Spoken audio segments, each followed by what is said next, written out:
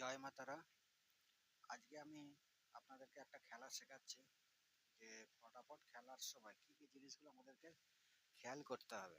ঠিক আছে, সব থেকে প্রথম আমাদেরকে জানতে হবে যে 10টা যে বড় ঘর আছে তার মধ্যে 5টা ছোট ঘর, 1 থেকে 5 পর্যন্ত এটা ছোট ঘর মেনে চলতে হবে, যে 1 থেকে 5 পর্যন্ত ছোট ঘর, আর 6 থেকে 0 পর্যন্ত এগুলো হচ্ছে বড় ঘর। ঠিক আছে, 1 থেকে 5 পর্যন্ত ছোট ঘর, 6 থেকে 0 পর্যন্ত বড় ঘর। ঠিক আছে, এইটা সব সময় মাথায় রাখতে হবে, তবে খেলে পয়সা জেতা যাবে। ঠিক আছে, জেতার জন্য এগুলো সবসময় দিমাগে রাখতে হবে। ঠিক আছে, আমি এবার খেলাটা দেখাচ্ছি। ধরুন 8 বাজি খেলা হয়, 8 বাজি যদি খেলা হয়, ধরুন ফার্স্ট বাজিতে 0 হয়েছে, তারপরে 1 হয়েছে। ঠিক আছে, আমি এমনি দেখাচ্ছি বোঝানোর জন্য, যে ফার্স্ট বাজি 0 হয়েছে, তারপরে 1 হয়েছে, তারপর 8 হয়েছে, তারপর 2 হয়েছে, তারপর 5 হয়েছে।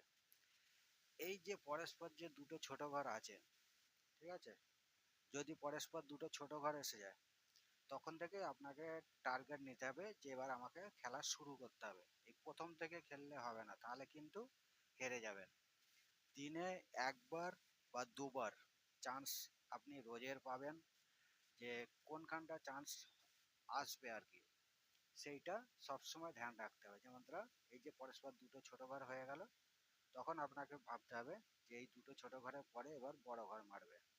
ঠিক আছে, দেখবেন এই দুটো ছোট ঘর খেলা যখনই এসে যাবে, তখন আপনি যে 5টা বড় ঘর আছে, 5টা বড় ঘরেতে, আমি কথার কথা বলছি, যে 5টা বড় ঘরেতে 500 500 করে লাগিয়ে দিলেন, 5 5 2500 টাকা লাগিয়ে দিলেন। ধরুন এটা ফেল হয়ে গেল, বসলো না।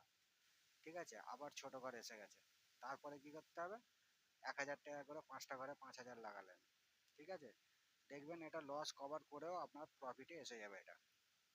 আর প্রথমে যদি হয়ে যায় তো তাহলে ভালো কথা। ঠিক আছে, এই জিনিসটা ধ্যান করে রাখতে হবে। তারপরের দিন ধরুন যে প্রথমে 2 এলো, 7 এলো, আবার 2 এসছে, 5 এসছে, তারপরেও হয়তো আবার 2 এসছে। ঠিক আছে, কিন্তু তারপরে একটা বড় ঘর কিন্তু দেবে। এই যে পরস্পর যে 3টে ছোট ঘর বা 3টে বড় ঘরও হতে পারে, বা দুটো পরস্পর বড় ঘরও হতে পারে, সেটা আমি দেখাচ্ছি। পরস্পর দেখতে হবে যে দুটো ছোট ঘর আছে না দুটো বড় ঘর আছে। যদি দুটো ছোট ঘর আছে তাহলে বড় ঘর আপনাকে 5টা বড় ঘর খেলতে হবে, আর যদি দুটো বড় ঘর আসে পরস্পর, তাহলে আপনাকে ছোট ঘর খেলতে হবে। ঠিক আছে, এখানে যখনই দুটো ছোট ঘর হয়ে যাবে, তখন আপনাকে বড় ঘরের দিকে খেলতে হবে। 5টা ঘরকে দুবার খেললেই মোটামুটি পেমেন্ট হয়ে যাবে। তারপরের দিন আমি দেখাচ্ছি।